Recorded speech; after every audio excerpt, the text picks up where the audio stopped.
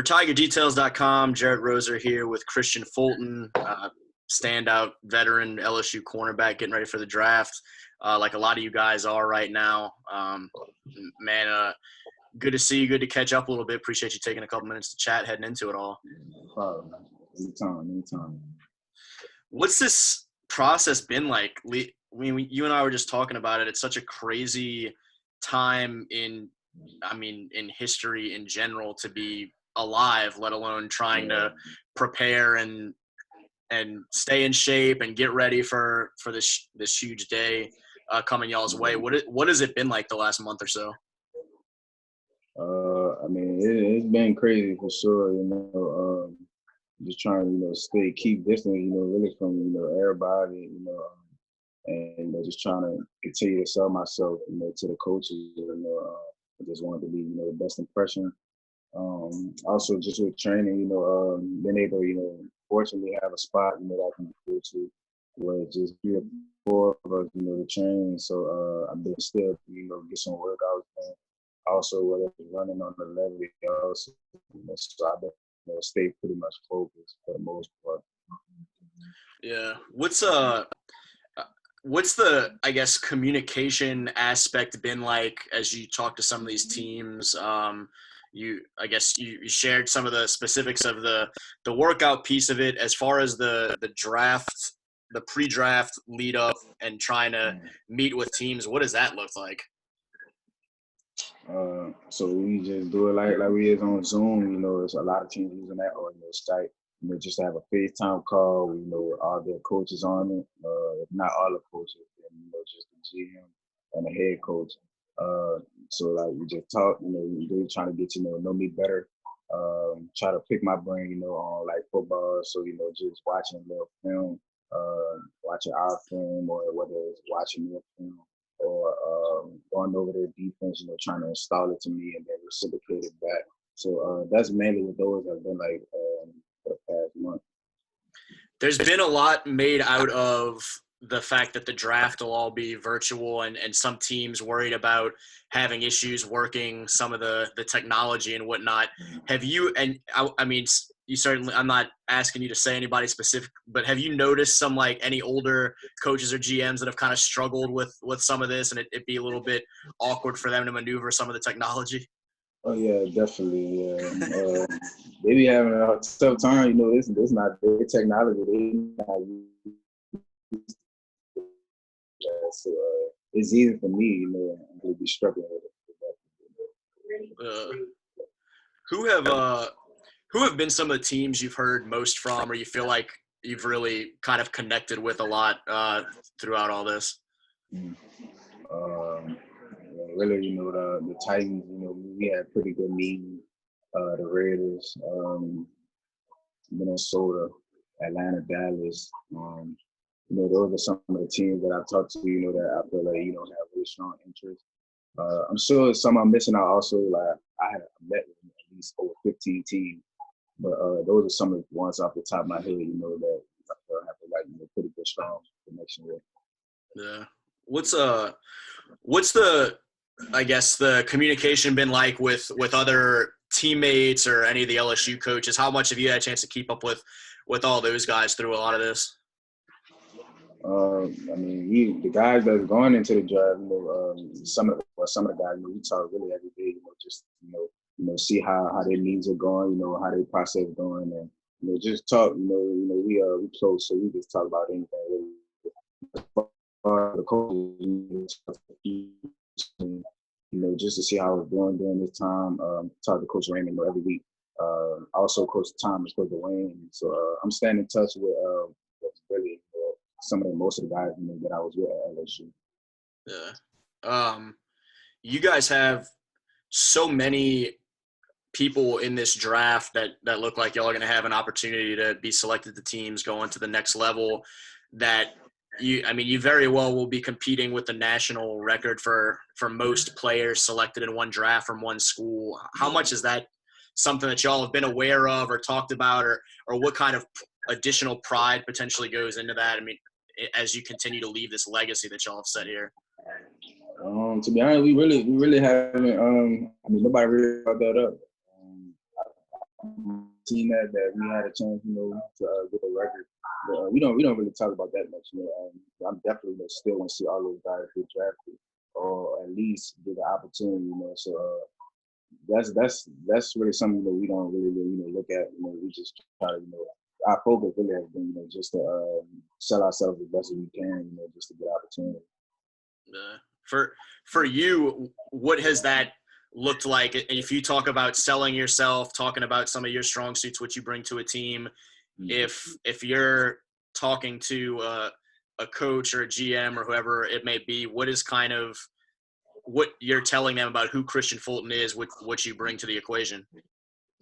I feel like I bring a versatile defensive back. I feel like I can play man. Obviously, I feel like I can play press off man, zone. I feel like do play inside, move inside, to nickel. Again, a hard worker, a competitor, a guy who's won really at every level, at each level. In high school, I competed at the highest level, and college, and one. So you're gonna bring a guy with a winning mentality. I kind of have an idea, what those teams look like. So bring that. Also, you're gonna bring a guy, that's learning how to be a leader. I feel like I learned more how to be a leader this past year at my senior year. A guy who knows how to fight through adversity, lock down corner. That's kind of what I'm telling them about myself. Yeah.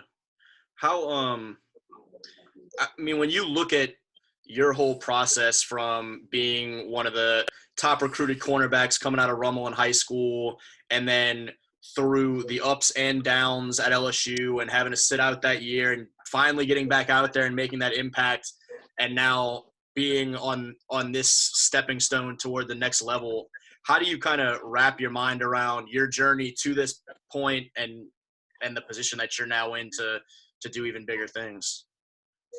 I don't know, man. I'm telling you, I'm still amazed at it. Man. I be thinking about it, man.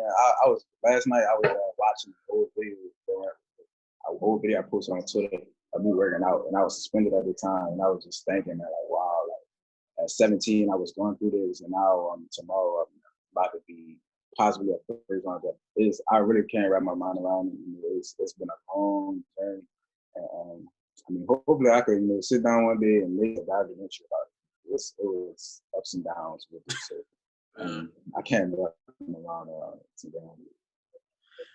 How much have teams asked you about that year and what happened or how you handled it, and what's been kind of your perspective on what they've taken away in that regard, whether anyone's still like holding that against you in any way, or whether they're more impressed with the way you handled it, or what kind of the reactions have been like?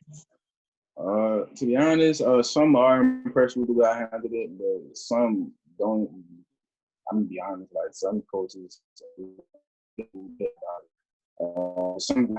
coaches, like how I handled it. They wonder how I handled it. But it hasn't been, something, that I'm shying away from. Pretty much everyone who follows football or football down south pretty much heard of my story. So I was comfortable, just telling them the story. They pretty much really just wanted to hear from my perspective, because they already knew about it. They just wanted to know what my perspective was, what was I going through, what was I thinking at the time. So it hasn't been. I don't think a lot of teams are holding it against me. Yeah. So obviously, when we get started Thursday night, Joe, in everyone's estimation, is off the board first overall, and then there's this crew of y'all.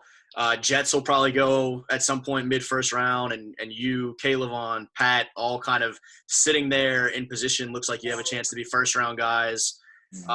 What is your mindset or kind of your mood or expectations heading into Thursday, hoping to hear your name called on that first night? Obviously, you're going to hear your name called at some point, certainly Thursday or Friday, but going into that first night, what's kind of the nervousness or mood or any of that for you? To be honest, I haven't been nervous. I don't, at least it hasn't kicked in yet. Probably when sit down and things get going, I probably will, I get a little nervous.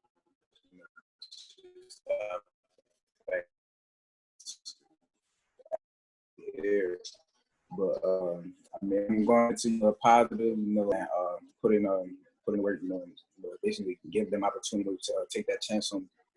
But I'm excited for those guys also, just glad, see our dreams come true, to get started on this journey. Really. You think y'all will have like a group text or anything going the next couple of days?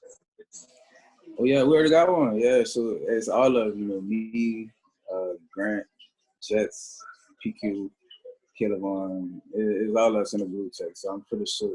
I don't know. I might tell them to text me because they might, you gotta be ready for that call. So I don't know. They might have to leave that alone until y'all get picked.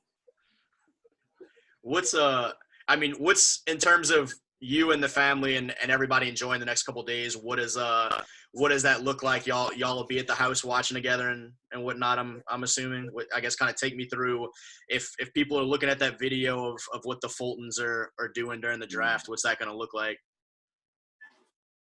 Just me and the fam, me, my brother, mom, dad, and a few others. We can't have too many people, on camera, just because the virus going around. We want to practice, the social distancing. But I might have a few immediate family members around, and they're gonna have some food. Everybody's gonna be having a good time, just enjoying the moment. That's really all I want us to do, just enjoy the moment, whether I'm called tomorrow or even, whether just want to have, I said, I'm pretty, be in this position. Yeah. Dad knows no matter how excited he gets, he can't curse on ESPN. He's not getting any crazy ideas after watching that MJ doc, huh? I'm gonna let him know. I'm gonna let him know before it even goes. I'm like, man, no matter if a corner go before me or anybody, cool. You can't shit over. I'm gonna definitely let him know. Good deal. Well, Kristian, I certainly appreciate you always, man. Congratulations on everything up to this point, and good luck with it the next couple of days. Just send everyone my love. No doubt, I will for sure. I appreciate you, man. Thanks, bro. For sure.